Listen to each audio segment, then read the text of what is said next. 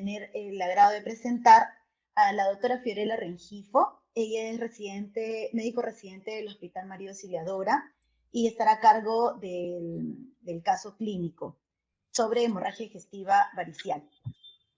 Buenas noches, gracias doctora. Muy buenas noches. Quisiera dar algunas indicaciones previas a la presentación. A la mano derecha, en el cuadro inferior derecho, tenemos unos símbolos. Cuando le hacen clic van a poder ver encuestas, debido a que durante la presentación van a haber unas pequeñas preguntas que necesitamos que el público también participe. Y en caso contrario, los que estén en el celular y no puedan entrar a esta opción de encuestas, pueden responder a través del chat. Esto va a servir para hacer amena la exposición y esperamos que sea de su agrado. Con este preámbulo, damos paso a la doctora Fiorella Rengifo. Buenas noches. Bien, voy a proceder ahora a compartir la pantalla para poder empezar el caso. Ya. Mientras la doctora Fiorella coloca su presentación, también quería decir que las dudas las pueden colocar en el chat. Voy a estar atenta para tratar de responderlas en el momento adecuado o al final si es que alcanza el tiempo.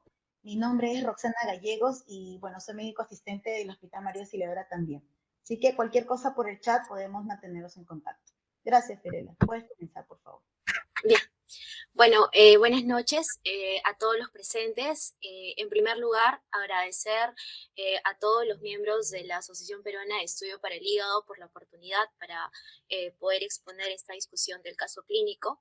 Es una patología muy frecuente en nuestro medio. Día a día, pues vemos esto no solamente en la emergencia en el hospital donde estoy haciendo la residencia, ¿no? También en todos los lugares de nuestro país. Y pues también considero que es justo, ¿no? Hablar temas básicos, puntuales, por las limitantes que tenemos en muchos hospitales como en los MINSA, ¿no? Debido pues a las circunstancias, ¿no? Bien. Comenzando, tenemos un paciente varón de 52 años, procedente y natural de Piura, de ocupación taxista, que niega hipertensión arterial, diabetes mellitus. Respecto a los hábitos nocivos, sí consumía alcohol, bebedor no, ya a un aproximado de 10 años, tabaco no consumía. Él debutó con una cirrosis hepática por una hemorragia digestiva alta hace un año. Ascitis no presentó, encefalopatía hepática tampoco presentó. Al screening de hepatocarcinoma también negativo. Bueno, como había mencionado, el debut que fue por la hemorragia digestiva alta justamente fue hace un año en el Hospital Nacional 2 de Mayo, en la cual pues se realizó debido a la hemorragia que presentó, la ligadura de las varices esofágicas. Durante ese año, desde el inicio hasta el 16 de marzo, que fue el otro episodio de hemorragia digestiva, el paciente no tuvo una adherencia, no tuvo un control endoscópico, no tuvo tampoco la toma adecuada de medicación, se perdió completamente. Es importante, creo, resaltar esto porque durante ese año el paciente hizo su vida sin ningún control, ¿no? Tenemos que el 16 del 3 del 2021, del presente año, vuelve a presentar otro episodio de hemorragia, dentro de la cual pues las varices esofágicas fueron el motivo del sangrado, ¿no? Se realizó la terapia, la endoligadura, también se evidenció las varices gástricas, las GOP2, no se hizo ninguna terapia respecto a ello. Y bueno, un aproximado de 15 días después, el 29 de marzo, tenemos otro sangrado, otro episodio de sangrado, que a la endoscopía pues se concluye en que el proceso de hemorragia había sido debido a la caída de la endoligadura que se había hecho 15 días antes, ¿no?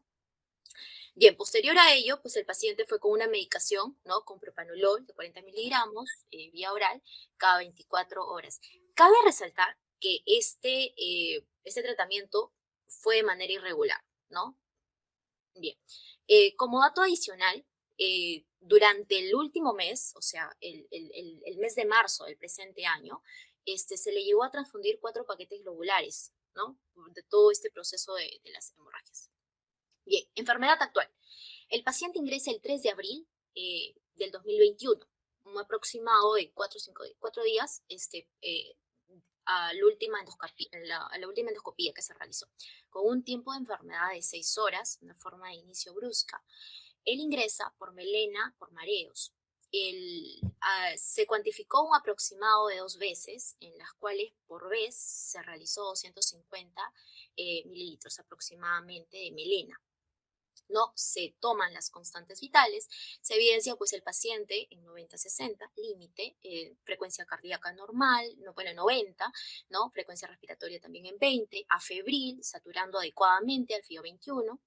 Tenemos un peso aproximado de 70 kilos con una talla de 1,55, un IMC de 29.1. Al examen físico evidenciamos pues una palidez de 2 cruces, no había ictericia, no hay edemas. Respecto al abdomen, a la palpación, lo positivo pues se puede evidenciarse un poco de matidez en mi abdomen inferior. El tacto rectal sí se evidenció de posiciones melénicas. Y es importante también, el paciente en ningún momento presentó algún grado de trastorno del sensorio, lúcido, orientado, un Glasgow 15 de 15. Bien.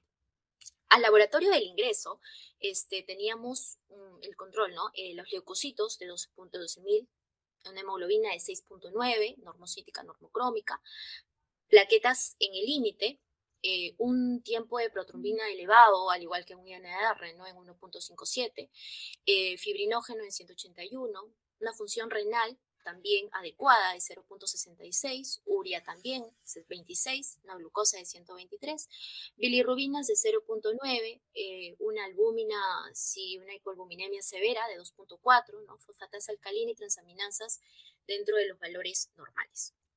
Asimismo, se saca tenemos el resultado del AGA y los electrolitos, el FIO 21, con un pH adecuado, sodio 137, lactato de 1.19 y un PAFI óptimo, ¿no? Bien, al momento, pues tenemos los datos, manejamos, dada la clínica y el laboratorio, los antecedentes, pues empezamos a manejar los siguientes diagnósticos. Hemorragia digestiva alta, probablemente varicial. Como segundo diagnóstico, la enfermedad de fondo, cirrosis hepática, etiología alcohólica, con un Child-Pugh score B de 8 puntos, un MELT score de 11 puntos, la anemia severa debido a la hemorragia digestiva y pues el sobrepeso. Bien. Y bueno, aquí viene la primera pregunta para el público y para los panelistas. ¿Qué actitud tomaría usted, ¿no? En el contexto de este paciente con una probable HDA varicial? A, inicio de octreotio, somatostatina, terlipresina. La opción B es el inicio del antibiótico profilaxis. La alternativa C requiere terapia transfusional. La D, todas las anteriores. Y la E, aún sin etiología de la hemorragia digestiva alta, se requiere realizar una videoendoscopía digestiva alta para definir el diagnóstico y necesidad de manejo. Mientras que esperamos las respuestas, ya sea por el chat o por el icono de encuestas, que ya está activado, me gustaría saber la opinión, por favor, del doctor Ángelo Matos sobre de repente la alternativa A, si es que hay alguna diferencia entre el uso de octreotide, terlipresina, somatostatina, si usted escogería alguna en especial. Bien, buenas noches. Inicialmente gostaria de reiterar que para mí es un honor y estoy muy contento de estar acá con todos ustedes, con mis amigos peruanos, y agradecer a Rocío por esta actividad y a Rosana por las palabras cariñosas que me ha dirigido. En este tema que preguntas, hay una meta-análisis y posteriormente ha sido publicado un otro estudio, que es un estudio asiático, pero es muy grande, más o menos bien diseñado, y que no ha demostrado distinción de relación entre o octreotide, a somatostatina y a terlipresina. Entonces, a princípio, qualquer uma das medicinas se pode utilizar em nesses pacientes. Nós outros temos utilizado preferencialmente a terlipressina. Sin embargo, as guias também nos mostram que qualquer uma das drogas é eficiente. Então, não há diferença entre as medicinas. Isso Perfecto. está publicado em trabalho, meta-análise, trabalho prospectivo y en las guías.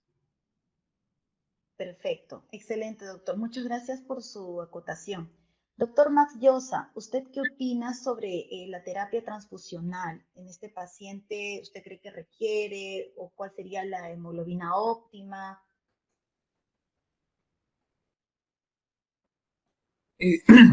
Bueno, todos los estudios nos dicen ahora que con una hemoglobina de 7 no sería necesario transfundir, o sea, ya esto de llevar la hemoglobina a 10, más bien se ve que aumenta la hipertensión portal y puede aumentar más bien el riesgo de sangrado. Ahora, el problema cuando estamos en este límite de 6.9, 7, es que muchas veces el paciente viene hemoconcentrado, ¿no? Y en realidad ese 7, uno toma un control posterior y está más bajo. Y en ese momento tú no sabes si es que el paciente sigue sangrando o no. Entonces, yo la verdad que en la práctica no me voy a los extremos, o sea, si está en 6.9, 7, en ese momento yo pido que pasen un paquete globular y estoy en la clínica, tenemos un sistema de transfusión de emergencia en el cual ya nos tienen preparado una serie de paquetes globulares si es que fuese necesario, ¿no? Entonces, se necesita, yo creo que en este caso que está en el límite, es transfundir un paquete, pero tener listos ya otros paquetes adicionales según la necesidad. Perfecto, excelente, doctor Max. Muchas gracias por su respuesta. Y en cuanto al inicio antibiótico profiláctico, doctor Ángelo Matos, ¿algún comentario al respecto? Sí, yo estoy de acuerdo con el doctor Max en relación a la estrategia de transfusión. Hay un trabajo que ha sido publicado hace casi 10 años en New England, en que ha sido hecho transfusão restritiva e transfusão liberal, e a restritiva é exatamente como o professor Max ha falado, quando a hemoglobina é menor do que 7, e nesses casos sempre se deve transfundir. Se o paciente tem uma cardiopatia, algo assim, bem, daí as coisas são distintas. Mas caso contrário, a transfusão é bem-vinda. Creio que em la hemorragia por ruptura de variz há um tripé terapêutico. E o tripé é dado por las drogas vasoativas, é dado por la terapia endoscópia e é dado pela antibiótico-terapia profilática. Todo el paciente que tem cirrose que sangra necessita, é obrigatório fazer a profilaxia com antibióticos, que además de diminuir a infecção bacteriana, por óbvio que seja, diminui a possibilidade de ressangramento e mais, diminui a mortalidade dos pacientes. A terapia não evita que os pacientes venham posteriormente a ter infecção. Esse ano ha sido publicado um estudo em Journal of Hepatology, uma análise pós-doc de mais de 1.500 pacientes que receberam profilaxia com cefalosporina ou quinolonas. E ao redor de 20% dos pacientes, assim mesmo, han desenvolvido infecção. E a infecção mais frequente é a infecção respiratória. E tenha atenção você, porque há bactérias muito resistentes nessas populações. Mas, sem dúvida, a profilaxia ou com ceftriaxona ou com norfloxacina em dose dobrada é fundamental que se utilize por um período ao redor de 7 dias. Perfecto. Muchísimas gracias, doctor Ángelo, por su comentario, súper importante, el Solamente, triplete para no olvidar. Perdón, doctor Max. si me permites agotar, totalmente de acuerdo, el triplete es fundamental y con lo que ha dicho el doctor Ángelo de que es necesario, que hay muchas infecciones por neumonía y el otro punto muy importante es cuidar la vía aérea. O sea, no duden en que si es que si el paciente tiene hematemesis, si es que ustedes ven un riesgo de aspiración, es mejor intubar al paciente y proteger la vía aérea, porque muchas veces el paciente termina complicándose no por la hemorragia, sino por una neumonía aspirativa. Es verdad, totalmente cierto. Bueno, la mayoría de participantes ha contestado adecuadamente con la D, debido a que las tres alternativas, la A, B, C, están correctas. Muy bien, continuamos con el caso Fiore. Gracias, doctora. Bien, respecto a nuestro plan terapéutico, pues sí correlaciona con lo mencionado. Se realizó la transfusión de 2 paquetes globulares, de la transfusión también de plasma. Asimismo, la profilaxis antibiótica con ceftriaxona 1 gramo cada 24 horas, endovenoso. Se colocó también endovenoso el Octreotide en 50 microgramos en bolo y posterior los 50 microgramos por hora. En este caso, bueno, se hizo la interconsulta al servicio de gastroenterología debido a que inicialmente pues el paciente era manejado por el servicio de emergencias de medicina, ¿no? Se solicitó la prueba molecular debido a las circunstancias en las que nos encontramos, pues se pidió el PCR, ¿no? La Retelan para COVID-19. Y bueno, ahí viene la segunda pregunta del caso. Nuevamente está activada la encuesta para los participantes. Sobre qué requisitos necesito para realizar la endoscopía. Ya un poquito hemos conversado esto en la pregunta anterior. A, la hemoglobina más de 10 con plaquetas más de 75.000. La alternativa B, hemoglobina más de 7 y plaquetas más de 50.000. INR menos de 1.5. Realizar la endoscopía en las próximas 12 a 24 horas. Y la E, que solamente vendrían a ser la B y la D.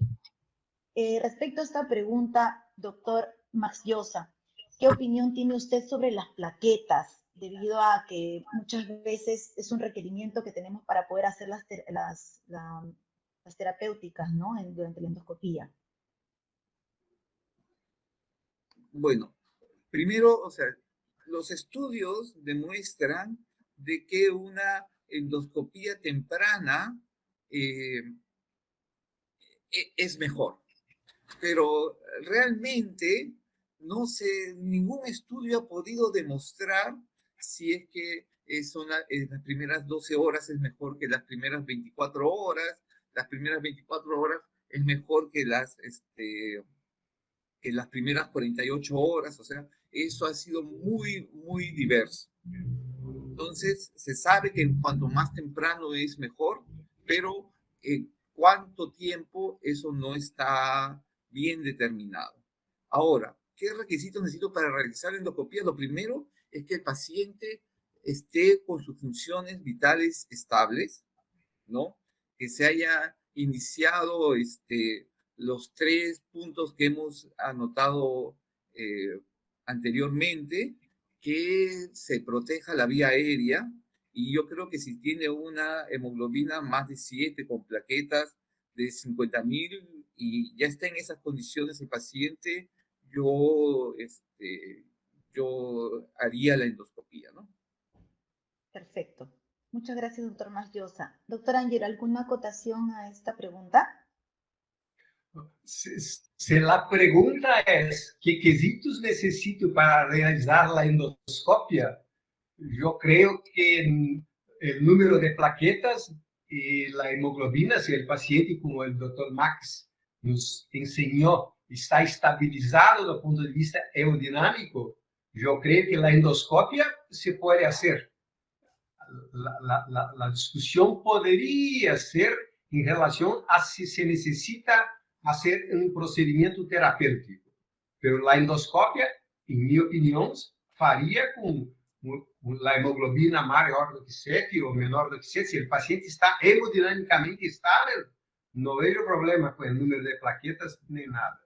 Y cuanto al tiempo de hacer la endoscopia, hay algunos trabajos que nos enseñan que en los sangrados por hipertensión portal, por ruptura de varices, desde que el paciente llegue, baja en la puerta del hospital, hasta la endoscopia, el periodo debe ser alrededor de lo máximo 12 horas. Y si el sangrado no es por hipertensión portal, si es por una úlcera gástrica en un paciente no cirrótico, sí se puede ficar hasta 24 horas. Pero creo que hacer en los pacientes con cirrosis por ruptura de varices, si esta es la hipótesis, hacer la endoscopia más temprano, no con la urgencia que eventualmente los intensivistas quieren. Si no hace endoscopia, no hacemos nada. Este es un gran error. Pero en las primeras 12 horas creo que puede haber mudanza en la supervivencia de los pacientes. Esta es la nuestra conducta. Hacer en la hipertensión portal en las primeras 12 horas. Perfecto. Y justamente coincide más o menos con las respuestas del público en la opción E, donde optamos por una hemoglobina de más de 7, según lo que hemos conversado, plaquetas más de 50.000 en la manera más óptima, justamente para de repente posteriormente hacer alguna terapéutica, y la opción D, que es realizar la endoscopia en las próximas 12 a 24 horas de ser posible dentro de las 12 horas primeras, ¿no? Como dice el doctor Angelo Matos. Muy bien, entonces continuamos con la exposición, por favor, Fiorella. Muchas gracias, doctora. Bien, lamentablemente, pues, debido ya a lo que habían comentado, el paciente ingresó el día 3, se tuvo que realizar la endoscopía 2 días posterior a su ingreso, ¿no? Debido también a la transfusión de paquetes globulares y a la prueba molecular, ¿no? de COVID. Bien, en la endoscopía, pues, evidenciamos en tarso distal 4 cordones varicosos, azulados, tortuosos, que llegan a ocupar más del 50% de la luz esofágica, que no colapsa la insuflación, no se evidencia signos rojos ni presencias de sangrado, ¿no? Lo que sí se evidencia es las áreas cicatriciales, pues, obviamente por la terapéutica anterior. En el estómago se evidencia el agua hemático con el coágulo organizado, el sangrado, ¿no? Rojo rutilante. Se hace el lavado enérgico con la solución salina, pero aún así no se puede visualizar dicha zona, ¿no? Bueno, se concluye en la endoscopía el día 5 una hemorragia digestiva alta activa, ¿no? A descartar que sea por las varices gástricas, las varices esofágicas, ¿no? Azuladas, de enrojecimiento difuso, ¿no? Que ocupaban más del tercio del lumen, ¿no? En la porción inferior y sin erosiones, y una gastropatía hipertensiva leve. Bien.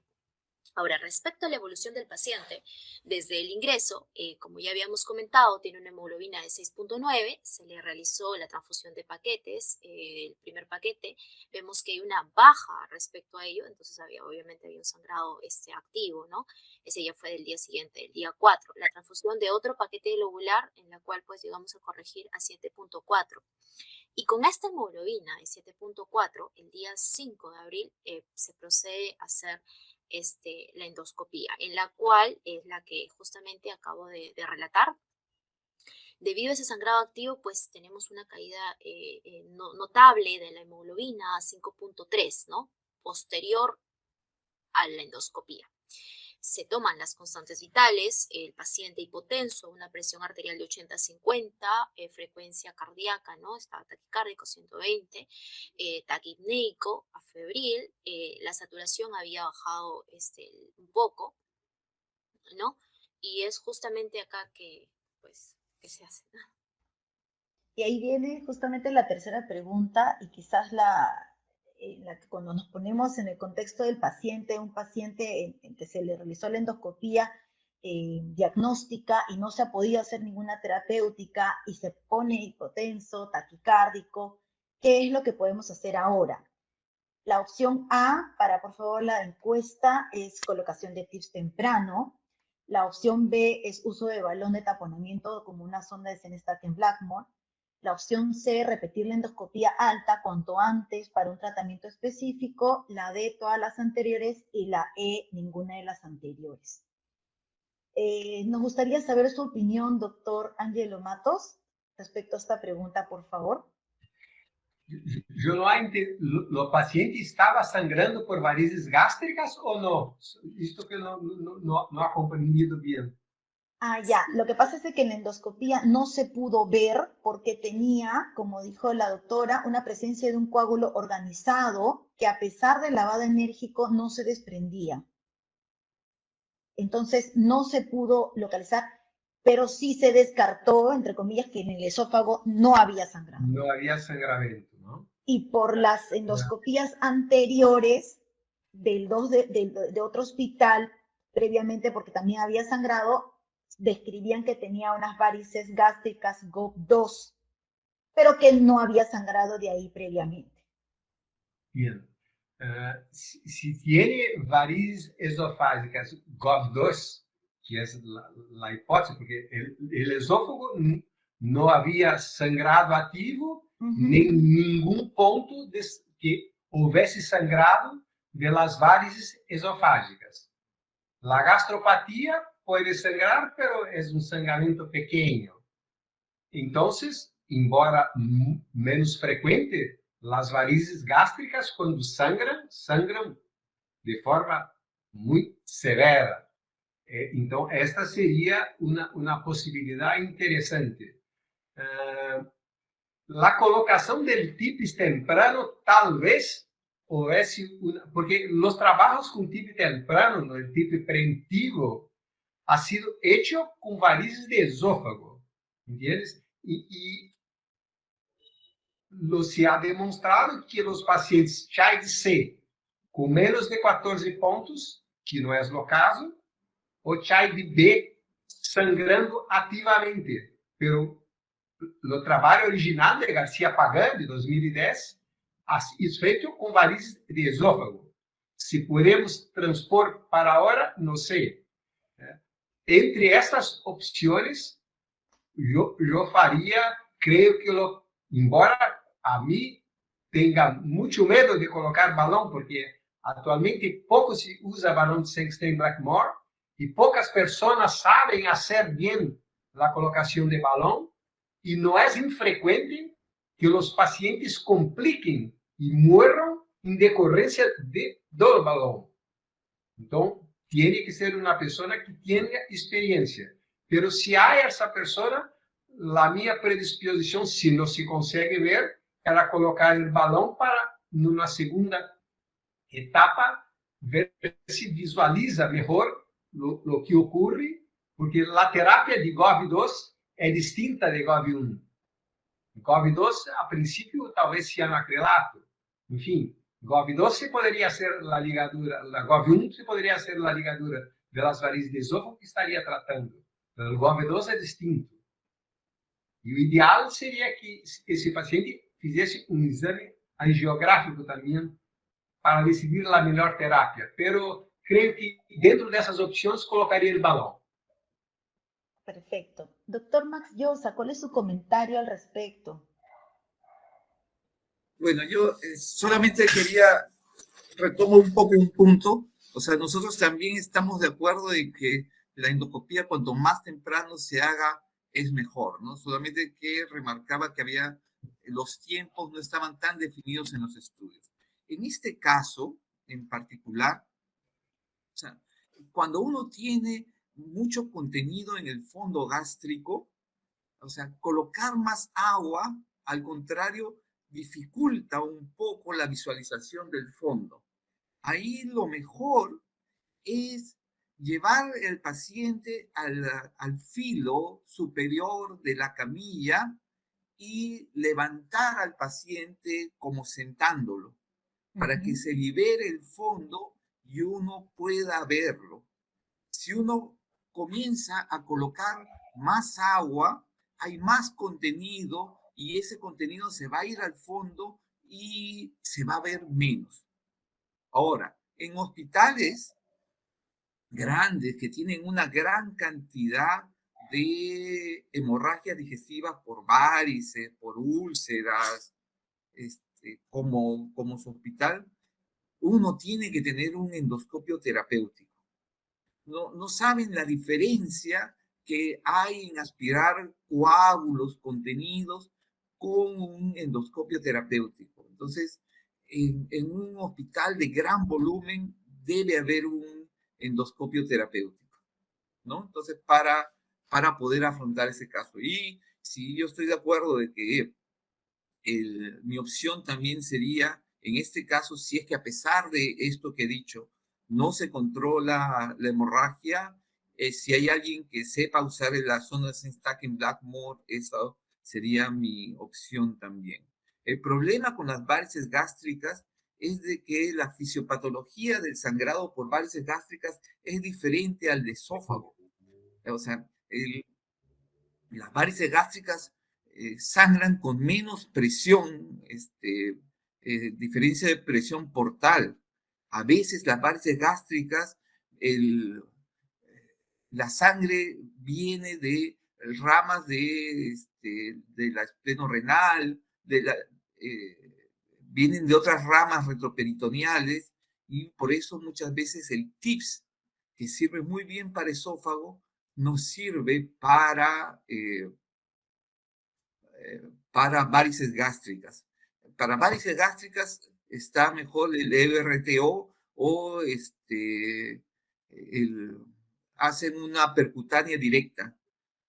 Pero eso acá en el Perú, lamentablemente, yo no he visto que los radiólogos lo hagan.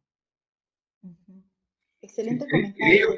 creo que el doctor Max coloca muy bien sus sugerencias. Esses pacientes sangram com a pressão portal mais baixa que os ângulos com varizes esofágicas. E às vezes, o TIPS não é a melhor opção e o BRTO é a melhor opção. Se o paciente tem shunt gastrorenal ou esplenorenal, porque tem que ter el shunt, né? Pero é interessante isso. E também lembraria, porque acá essas manobras posicionais, achei muito importante suas sugerências, pero também acá em Brasil se hace com razoável frequência, antes de fazer a endoscópia, a injeção de eritromicina. Não sei se é habitual em Peru fazer, porque o campo visual do paciente injetando eritromicina é mais claro, é melhor. No sé cuál es su opinión, doctor Max, sobre la eritromicina pre-endoscopia. Sí, o sea, yo he leído que eso es una muy buena opción, pero acá no tenemos, al menos No que yo conozca no hay, al menos Entonces, Sí, no tenemos en no Perú. tenemos. sí, No. nosotros tenemos. Bien. En buena hora. Acá me preguntan sobre me dicen alguna opinión sobre la econdoscopía terapéutica, doctor Max Llosa. O sea, la ecoendoscopía terapéutica es cuando, la verdad es que cuando tú tienes, no es en un sangrado activo. Yo no soy ecoendoscopista, no tengo experiencia. La ventaja de la ecoendoscopía es que tú puedes, al inyectar el cianoacrilato, tú puedes ver que el cianoacrilato obture bien los vasos que comunican hacia la varice gástrica. Hay uno que inclusive lo hacen transesofágico, ¿no? Pero en el contexto de una hemorragia activa, entrar con el ecoendoscopio y usar cianoacrilato, me parece bastante técnicamente complicado. Correcto. Estoy de acuerdo. Perfecto. Muy bien. Bueno, acá el público ha estado repartido, pero la mayoría ha estado entre el uso del balón de taponamiento, como bien lo dijeron los panelistas, y repetir la endoscopía alta cuanto antes y tratamiento específico, que bueno, en el mejor de los casos, como decía el doctor Max Llosa, ya en la primera endoscopía, de repente utilizando estas maniobras, teniendo un endoscopio de doble canal, pudiendo aspirar un poco mejor, se debería haber intentado por lo menos hacer, ¿no? Lamentablemente no contamos con, como va a comentar la doctora a continuación, con el cianocrilato a mano y eso fue lo que causó también la demora. Fiore, por favor, ¿podrías continuar con el caso? Gracias, doctora. Correcto. Bien, nos quedamos entonces dentro de la línea de tiempo, en la evolución en la primera endoscopía. Pues evidenciamos el sangrado activo. Como ya comentó la doctora Gallegos, nosotros no contamos con el cianocrilato. Es por eso que quizá en la primera endoscopía no se pudo realizar, aparte que no se visualizaba correctamente el punto de sangrado. Bien, 8 horas posterior a la endoscopía se tuvo que hacer uso de la sonda Sengstaken-Plexmore y bueno, se llegó a insuflar con el balón esofágico a 100 mililitros, el balón de estómago a 250 mililitros.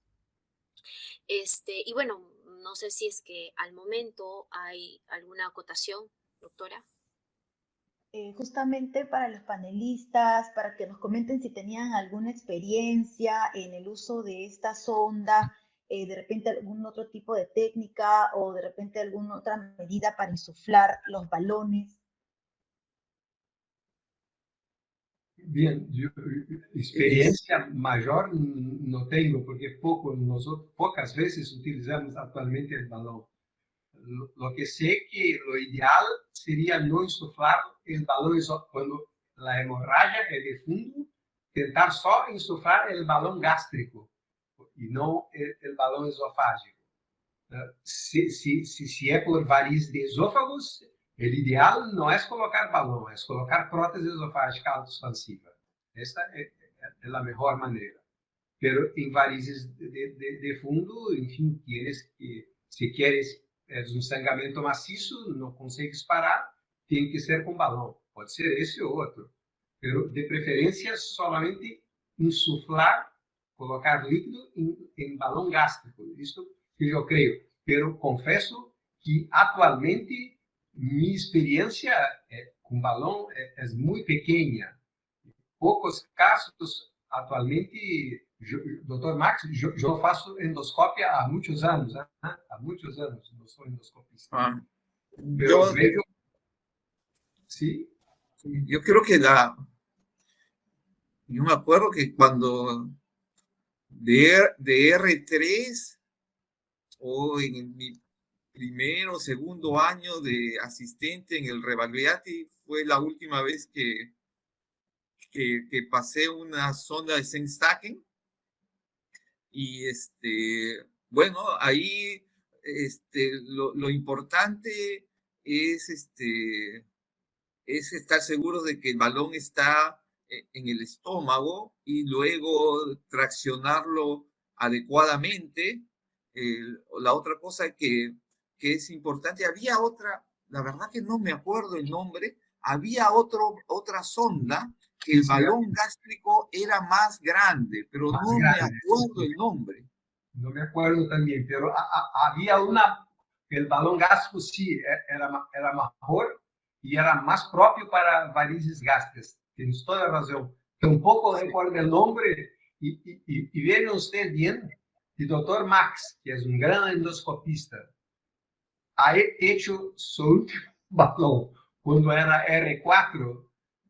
Las personas que hacen la experiencia no, muchas veces no es grande, es muy pequeña. Y el balón da muchos problemas, muchos problemas. Por exemplo, não se pode deixar insuflado el balão no esófago mais de 24 horas que hace necrose de parede. A infecção, há uma série de problemas no balão. Sí, pode ser utilizado, pero tenéis que ter muito cuidado em sua utilização. E tampouco aqui, eu diria que hace muy eventualmente se coloca un balón en medidas desesperadoras. Pero si hay prótesis, si no es el caso, pero como mucho más frecuente las varices que sangran son las varices de esófago, si puedes colocar una prótesis es mejor do que el balón. La prótesis puede quedar 7 días. La prótesis siempre es una ponte a algo, no es tratamiento definitivo, pero da más tranquilidad y muy menos menos complicações graves que o balão. Isso, há estudo randomizado comparando as duas técnicas, demonstrando que a prótese é superior. E há uma meta-análise também que demonstra isso.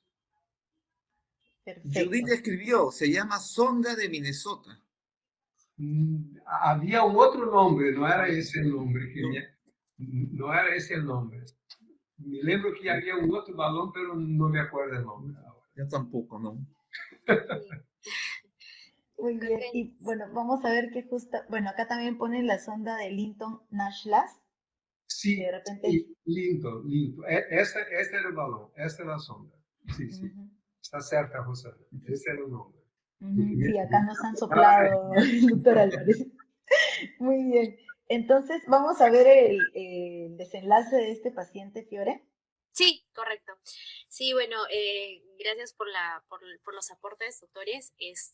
Lamentablemente, pues como bien dice, es quizá una medida de emergencia debido a las circunstancias, como inicialmente, las circunstancias que nos encontrábamos en ese momento, el paciente pues estaba con una hemorragia activa y lo único pues que teníamos a la mano era la sonda de 60 que incluso la demora en la colocación también fue otro tema porque no teníamos el cianoacrilato, no había una posibilidad de una derivación, no teníamos, o sea, teníamos que buscar una solución a esto y nuestra medida más emergente pues fue la colocación de la sonda, ¿no? Tenemos como menciono, la fecha de la endoscopía, en la cual vemos el sangrado activo el día 5, colocamos la sonda de Sengstaken 30 horas desde la primera endoscopía, pues pasa a la segunda endoscopía el día 6, prácticamente el día siguiente, en la cual pues ya se realiza, obviamente, previo a esto, al paciente hemodinámicamente estable, la obturación de las varices gástricas, ¿no? Se evidencia nuevamente en esófago las varices esofágicas, que no era el punto del sangrado, o sea, obviamente se retiró la sonda de Sengstaken, no menciono ese.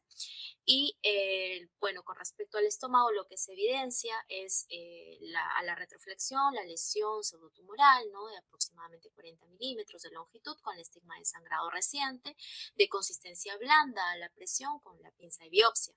Y se procedió pues a realizar la obturación con el cianoacrilato, con lipiodol en 1:1 en 3 alicuotas de 1.5 milímetros, ¿no?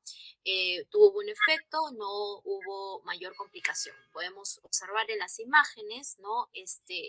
La aplicación del cianoacrilato in situ de las varices gástricas, incluso el posterior a ello, los segundos posteriores a la administración, ¿no? De esta sustancia. Bien, ahora tenemos acá una línea de tiempo, ¿no? En la cual podemos evidenciar también la primera endoscopía, la segunda endoscopía, y pues se decide realizar una tercera endoscopía con la finalidad de ver las varices gástricas y hacer una ligadura de las varices esofágicas que previamente pues se habían evidenciado en las dos endoscopías, ¿no? La tercera endoscopía, entonces evidenciamos 4 cordones tortuosos, mayor del 50%, se realizan las cuatro bandas elásticas de forma escalonada ascendente y se evidencia que las varices gástricas no había evidencia de sangrado, se había obturado de manera adecuada, ¿no? Para esto, en la línea de tiempo, es importante decir que pues, el paciente desde el día del ingreso estuvo con la administración de Uptrótide, se cumplió la dosis estándar que recomiendan las guías de Uptrótide por 5 días, es el antibiótico profiláctico, ¿no? Como mencioné, se utilizó en este caso la ceftriaxona, ¿no? 1 gramo cada 24. Y bien, en sus controles posteriores tuvo una hemoglobina de 7.7 post transfusión de paquete globular y progresivamente, ¿no? O sea, fue mejor. Ahora, ¿qué sucedió? Estamos ya el día 8, posterior a la ligadura de las varices esofágicas. Tuvimos una interrecurrencia con el paciente. El paciente de manera súbita presenta disnea. Los edemas sí fueron un poquito ya progresando, ¿no? En aproximado 2 días.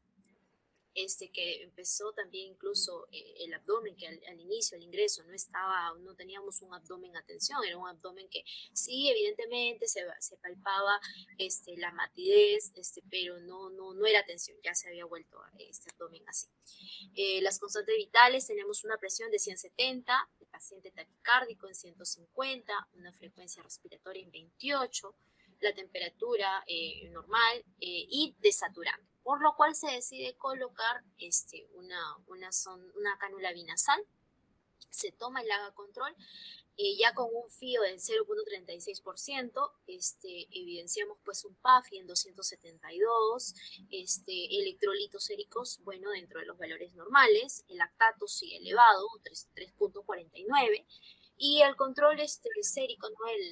El laboratorio, una hemoglobina de 7.7, plaquetas, ¿no? En descenso en 80.000, el INR se ha prolongado mayor en comparación al ingreso, tenemos en 2.39, una creatinina de 1.16, la hipoalbuminemia severa que persistía, bueno, enzimas cardíacas dentro de los valores normales y dímero D en 11.48, ¿no? Y ahora la siguiente pregunta, doctora. Ahí justo viene la pregunta de cuál es la causa probable de la insuficiencia respiratoria aguda en este paciente. Como alternativas tenemos la A, una neumonía, bueno, en el contexto de esta pandemia de SARS-CoV-2, una tromboembolia pulmonar, un TRALI, una lesión pulmonar aguda asociada a transfusión, o una neumonía aspirativa. Doctores, doctor Matos, doctor Max Llosa, ¿qué opinión tienen considerando este paciente que le realiza la terapia senocrilato? De repente, ¿qué cuidados hay que tener con esta terapia? ¿Qué opinan? No, adelante, doctor Ángelo. Muchas gracias, doctor Max. Bom, yo diría que neumonía aspirativa no me parece ser. TRALE tampoco, porque el paciente ha transfundido hace horas, días tal vez, no ha hecho una transfusión ahora. TRALE es infrecuente y ocurre en las primeras 6 horas após la transfusión. Entonces, no creo que sea. Si no hubiese la pandemia, yo tenía certeza que el paciente habría hecho un tromboembolismo pulmonar en decorrência do cianoacrilato. Essa seria a minha primeira hipótese.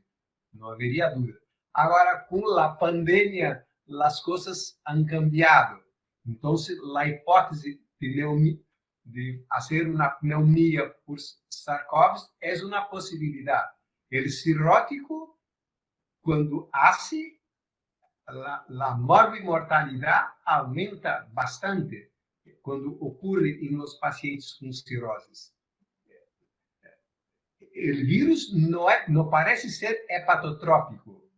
As alterações de aminotransferases nos pacientes são frequentes.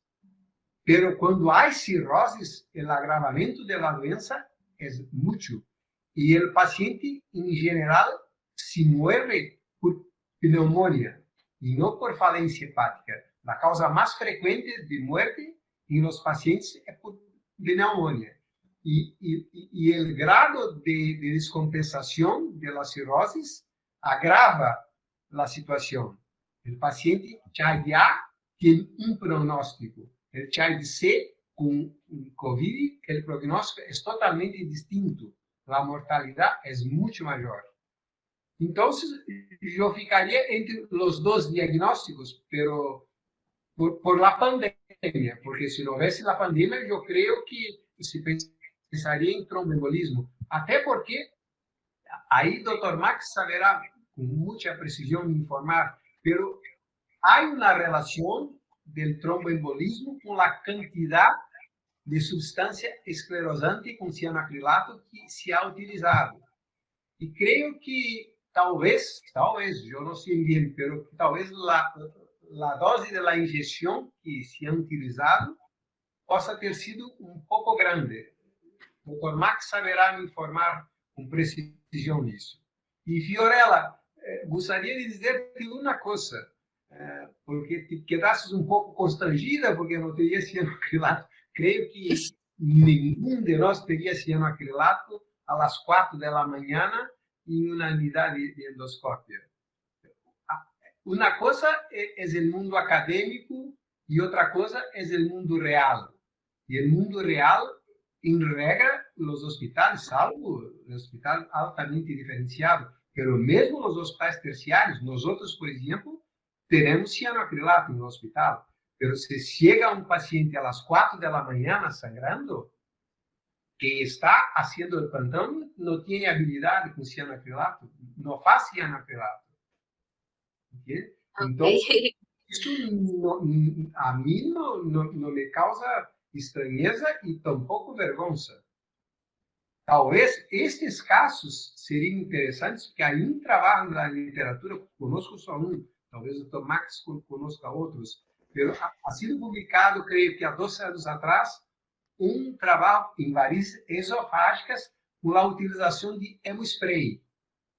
Estancava o sangrado e depois o paciente fazia a terapia definitiva. Como o hemospray é muito fácil de fazer, talvez não é barato, mas é fácil. Talvez essa seria uma situação, mas em varizes de fundo, não sei dizer. Mas essas seriam as minhas considerações. Dr. Max. No, yo no, tampoco he visto nada de hemospray en varices gástricas. Lo que sí, cuando mostraron las imágenes de las varices gástricas, o sea, las GOP2, hay que diferenciar 2 tipos de GOP2, porque son totalmente diferentes. Unas que son únicas nodulares, un solo paquete que está ahí, o un solo cordón. Y hay otras GOP2 que son difusas, que son como un pulpo, entonces que se ve como una red. Esas que son como una red son las más difíciles, porque tienen muchos shunts. Y entonces, como tienen muchos shunts, el riesgo de embolismo es mayor. Es mayor que cuando es solamente una varice. Y ustedes si ven la foto que está más a la izquierda, o sea, a mí me parece como que fuese no un solo paquete, sino parece como si hubieran varios, como una pequeña red. No sé, Fiorella, ¿cómo vistes tú la varice gástrica? Claro, correcto, doctor. Justamente es lo que usted relata tal cual la imagen en la que usted evidencia, si se vio como esa red, fue justamente quizá el grado de desesperación en ese momento de decidir qué hacer, no hacer, porque obviamente pues en todo momento se decide lo que se tiene que hacer es en pro del paciente, ¿no? Entonces el riesgo era altísimo para introducir el cianoacrilato. Ve, no sé si en la parte superior de la imagen de la parte superior en la que sí se está colocando el cianoacrilato, esa sí fue la única, ¿cómo puedo explicarme? Esta es la que se puede evidenciar que estaba como sola, y la otra que usted refiere como red sí estuvo en una parte, pero solamente fue una. Entonces, esa también se llegó a hacer la obturación, fue más difícil, más complicada, pero gracias, ¿no? No tuvo complicaciones. Pero debido a esa anatomía, es el grado de complejidad con el que se llevó a cabo el procedimiento, ¿no? Sí, o sea, entonces esas varices difusas son más difíciles de controlar, son las que en otros lados va a BRTO, son las que tienen más riesgo de hacer complicaciones, ¿no? Entonces, cuando son GOP2 de este tipo difusas.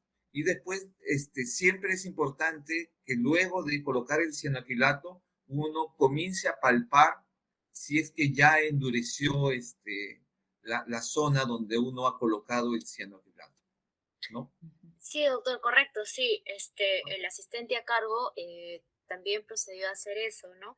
Sí. Es por eso que también tuvimos una espera, tenemos la grabación del video en la cual pues se inserta el líquido, se llega a insuflar, ¿no? A la obturación, y después se trató de ver que el compuesto pues trata de como hacer una especie, ¿no? De congelación, entonces ya se solidificó y posterior, incluso tenemos la endoscopía pues del día siguiente, en la cual ya se hicieron, como le comenté, las varices esofágicas, y se llega a evidenciar con el endoscopio en que no había estigmas de sangrado, ¿no? Ya. Ya. Ahora Doctor, nos han ocultado algo, porque para hacer el diagnóstico, la radiografía o la tomografía es importante. no, Porque ahí ya puedes viene, diferenciar, doctor. Ya viene, claro. ya viene. Antes de Sí, pasar al desenlace, justamente, hay una pregunta pertinente en cuanto a la obturación de las varices gástricas. Fiore, ¿puedes poner la imagen, por favor? En sí, donde doctora. consultan cómo saber cuántas alicuotas de cianocrilato se necesitan. Ah, es difícil de saber, porque uno coloca hasta que esté obturado, ¿no? Pero, como dije, cuando son varices, cuando es una varice, cuando es una sola varice nodular, uno puede guiarse muy bien de ese patrón. Pero si es que uno pretende hacer eso cuando son difusas, y entonces estar colocando alicuotas y tratar de endurecer toda la red, entonces ahí el riesgo de hacer algún problema de embolismo es mayor, ¿no? Entonces cuando son así en red, yo la verdad que soy un poco más cauto, veo cuál es el punto Punto de probable de sangrado. Ajá. sangrado y me concentro un poco ahí y no trato de hacer todo. Ujú. Y de repente en alguna siguiente sesión tratar de obturar Las los siguientes. siguientes, ajá, exacto. Ok. ¿Hay algún tiempo que usted use, 2, 4 semanas entre obturación y obturación? Entre 2 y 3 semanas, ¿no? Perfecto. Ok, como la literatura lo dice. Muy bien, excelente. Muchas gracias por sus comentarios. Ahora sí viene lo que usted pidió, doctor Masllosa, de los exámenes auxiliares. Bien, sí, doctora. Respecto, pues, hasta el momento, debido a todo lo mencionado, tenemos como diagnóstico una insuficiencia respiratoria aguda de tipo 1, a descartar como el primer diagnóstico probable, un tromboembolismo pulmonar, una neumonía, ¿no? Por COVID, TRALI, el diagnóstico de cirrosis hepática. Tenemos acá que mencionar que el score ha variado, ¿no? Respecto al ingreso. Estamos en un child B, ahora estamos en un child C con 11 puntos, un MELD score de 19 puntos. Y bueno, ya la hemorragia digestiva alta obturada, ¿no? Las GOP2 y el sobrepeso. Bien, entonces se solicitó una angiotomografía debido a esos diagnósticos diferenciales, se realizó al día siguiente. Pues evidentemente tenemos, ¿no? Las conclusiones, el patrón en vidrio deslustrado clásico de una neumonía por COVID. El informe del angiotem también nos revela, ¿no? Una fase angiográfica sin evidencia de lesiones tromboembólicas, ¿no? Se le hizo incluso una interconsulta cardiología previo a este angiotem, ¿no? Se hizo una ecocardio transtorácica, todo dentro de la estructura cardíaca normal. No había mayor complicación respecto a eso, ¿no? Entonces, el paciente, debido a este diagnóstico, pasa al área COVID. Por la tomografía, se hicieron nuevamente la prueba molecular, la prueba antigénica, ambas negativas. El paciente estuvo 5 días en área COVID. Durante su estancia, durante estos días, se le realizó la paracentesis diagnóstica evacuatoria, que quizá debido a todo el problema de la hemorragia, el trajín que se trataba de hacer a la hemorragia activa, no se pudo realizar. Cabe resaltar que no se le había realizado antes, ¿no? Una paracentesis tampoco diagnóstica. Se evacuó, bueno, 4.5 litros, se hizo la reposición de albúmina dentro de los exámenes de laboratorio. Bueno, pues tenemos peritonitis bacteriana, no teníamos, ¿no? Negativa. y se procede a dar el alta médica del paciente el 13 de abril del 2021, ¿no? Se le indicó propanolol 40 miligramos, espironolactona, furosemida y lactulosa. Y bien, posterior, ahí va la pregunta. Esta ya es la última pregunta. Ahí justamente ya tenían los exámenes auxiliares que pedía el doctor Llosa, donde la angiotensin fue negativa para un trombo, una tromboembolia pulmonar, pero sí demostraba una neumonía SARS-CoV, ¿no? 2. Como última pregunta tenemos cómo se debe hacer el seguimiento en este paciente. Profilaxis secundaria con propranolol, profilaxis secundaria con carvedilol, ya que propranolol no ha sido suficiente, control endoscópico en 4 semanas, más tratamiento de cianocrilato /ELVE, dependiendo de lo que se encuentre, uso de beta-block, más control endoscópico en 4 semanas, valorar tips por HDA varicial a repetición, D y E. ¿Qué opinión tiene usted, doctor Angelo Matos? Es un caso complejo, pero no sabía que tenía ascitis, ¿eh? Si el paciente tiene ascitis, el DGTO no es la mejor opción, ¿eh? Porque empeora ascitis. No da encefalopatía, pero empeora o faz aparecer la ascitis. Então, creio que esse é um paciente que, dependendo de suas condições clínicas, porque agora não me acuerdo a pontuação de Child, quanto teria? Era Child C, quantos pontos? Sí, doctor. Al inicio, cuando Não, ingresa... al inicio me acuerdo que era B, pero ahora que é C, quantos pontos tiene? 11 puntos, doctor. Bien. Acho que se a função renal está bem, está com 11 pontos, Estaba en probablemente... 1.16 la creatinina. Acá está. Sí, está bien, 1.16 está bien. Creio que não contraindica a colocação de um TIPS, isso que quero dizer. Então, a minha proposta poderia utilizar beta-bloqueador, mas avaliaria a possibilidade de colocar TIPS nesse paciente. E se coloca TIPS, melhora, a princípio, a hemorragia por varizes gástricas e diminui as ascites. Pode aparecer a encefalopatia, não posso dizer que não, mas creio que não, a princípio, a grosso modo, não veio nenhuma contraindicação para colocar TIPS nesse paciente. Então,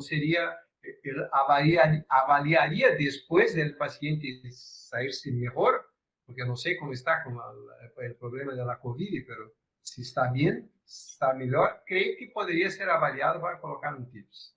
É a minha opinião. Sí, totalmente de acuerdo. Y yo añadiría de que es un paciente que es alcohólico.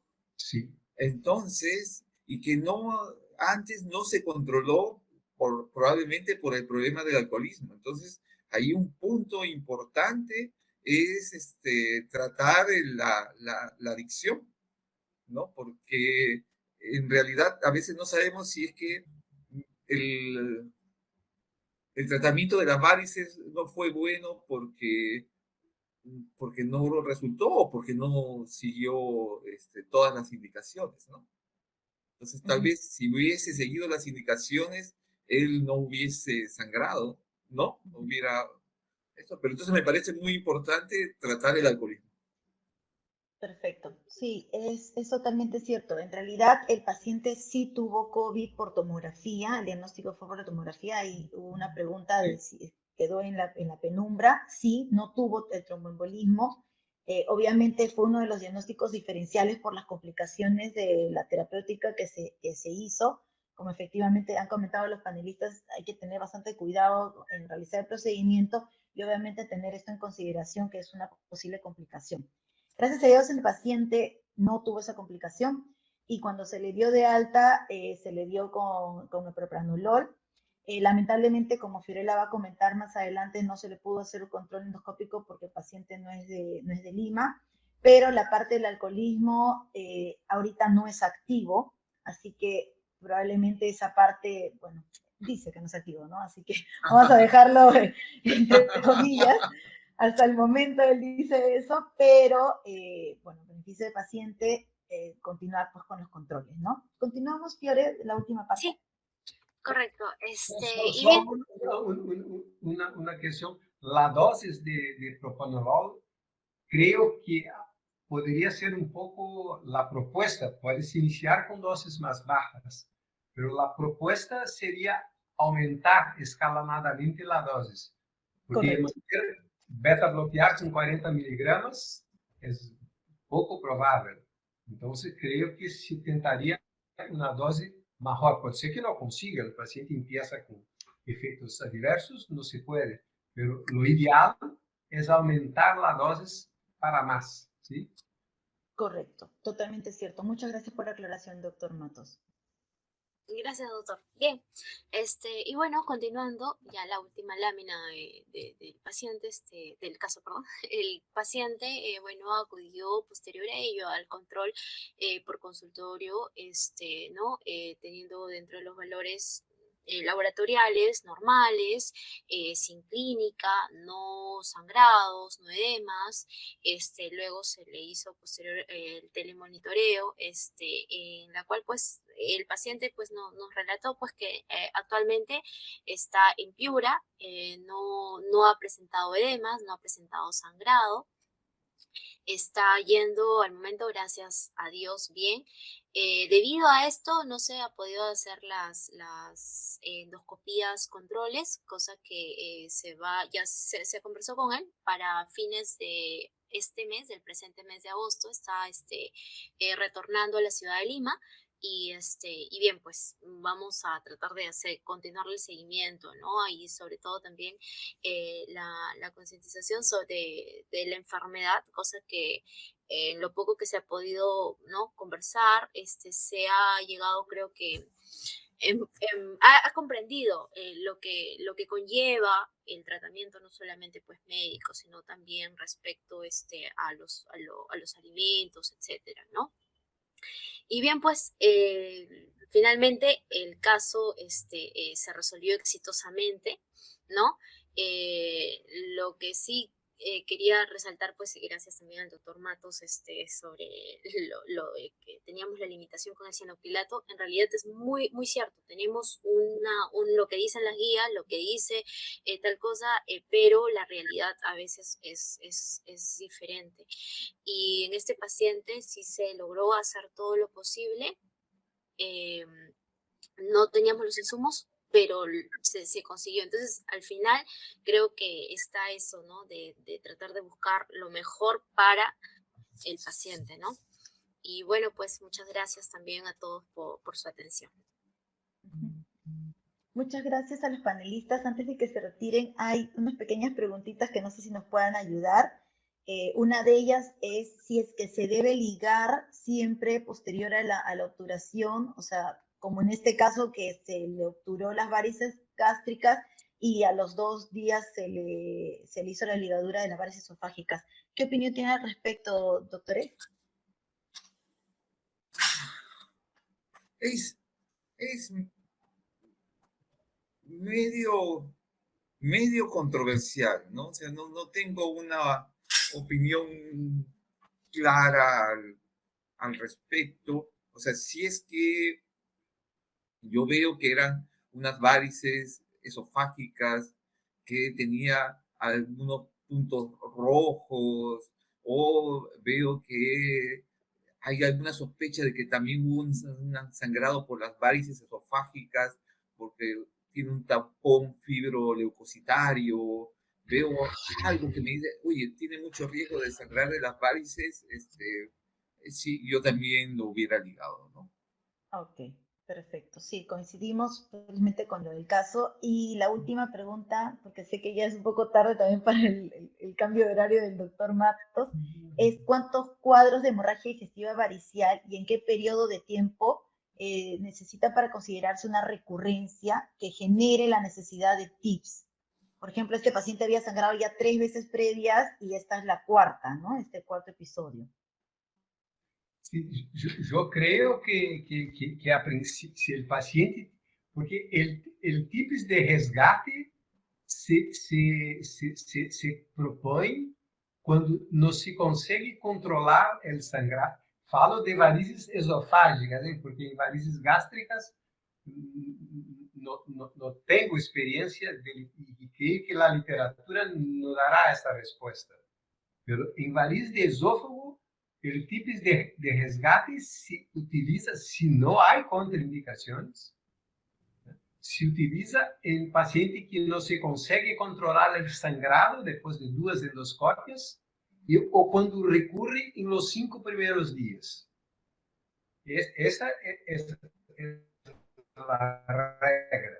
Pero llama atención que la colocación del TIPS cada vez más se procura hacer una buena indicación, porque hay contraindicaciones. No se esqueçam que el cirrótico tiene su miocardiopatía de la cirrosis.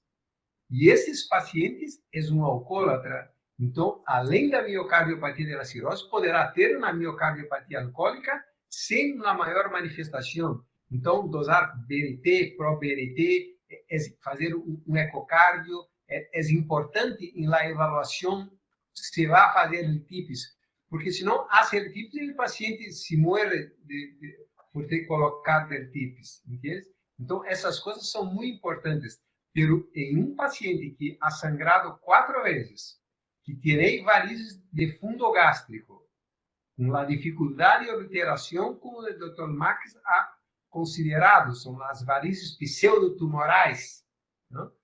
Se tem uma ascite, creio que não de fácil manejo, porque o homem ha hecho paracenteses.